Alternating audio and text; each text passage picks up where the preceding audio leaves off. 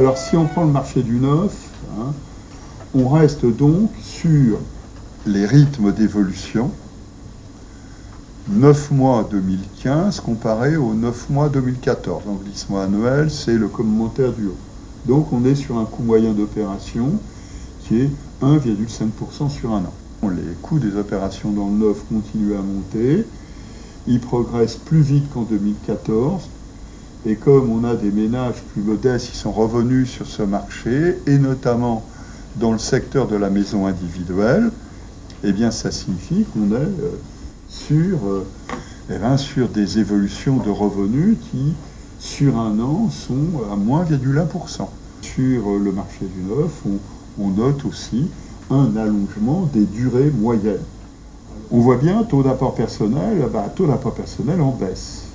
En revanche, un coût d'opération qui progresse, oui, bien sûr, et puis un montant emprunté qui est en forte augmentation. Pour des taux qui finalement, au troisième trimestre, sont quand même toujours de près de 50 points de base inférieurs à ce qu'ils étaient en 2014 à la même époque, et sur des durées qui sont de 4 mois plus longues sur l'ensemble du marché. Voilà, donc derrière cela, il y a une évolution de la structure des emprunteurs. Sur le marché de l'accession, le nombre d'opérations réalisées sur les 9 premiers mois est en progression de 14% en glissement annuel.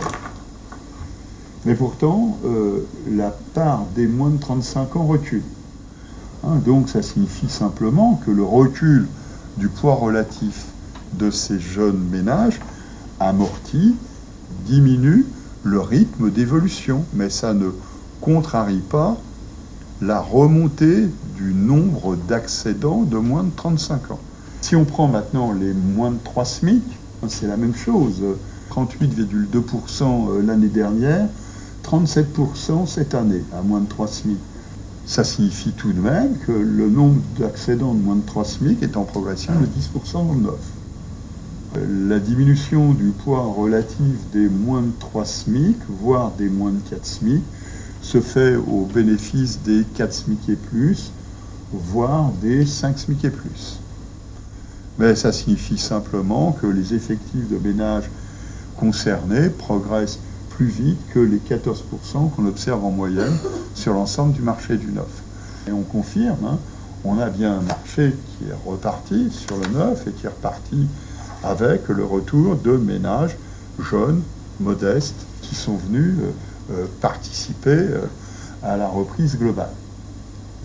L'indicateur de solvabilité de la demande, compte tenu du double effet, augmentation des coûts moyens d'opération,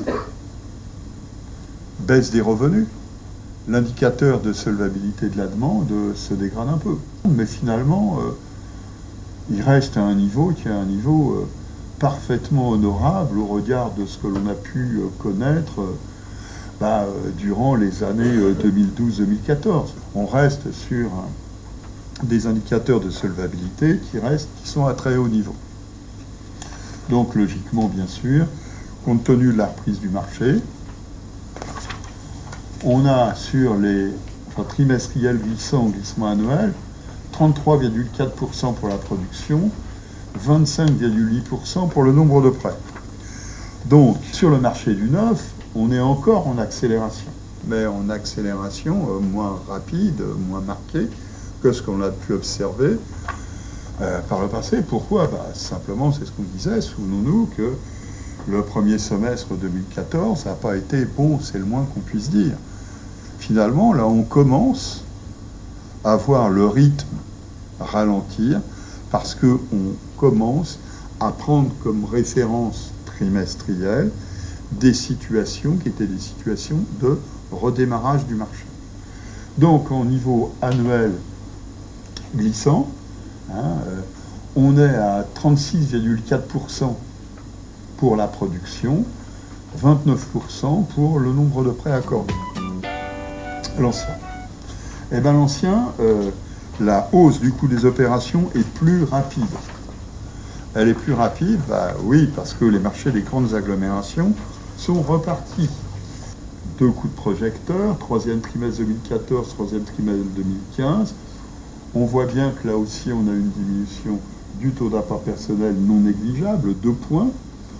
On voit bien qu'on a un allongement des durées, hein, on vient d'en parler, 5 mois entre troisième trimestre 2014 et troisième trimestre 2015, avec des taux qui sont pareils, hein, 45 points de base inférieurs à ce qu'ils étaient il y a un an, hein, toujours.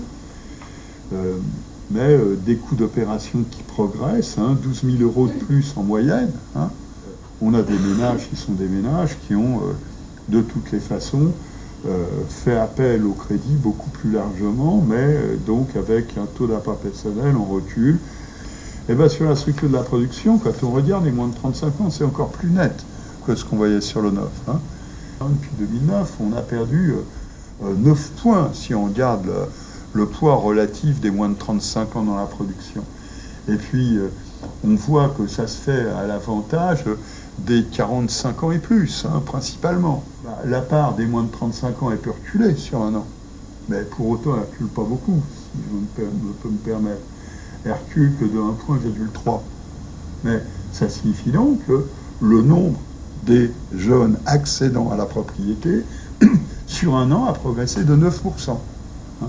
Les moins de 3 SMIC reculent un petit peu, 37,7% comparé à 37,9% l'année dernière.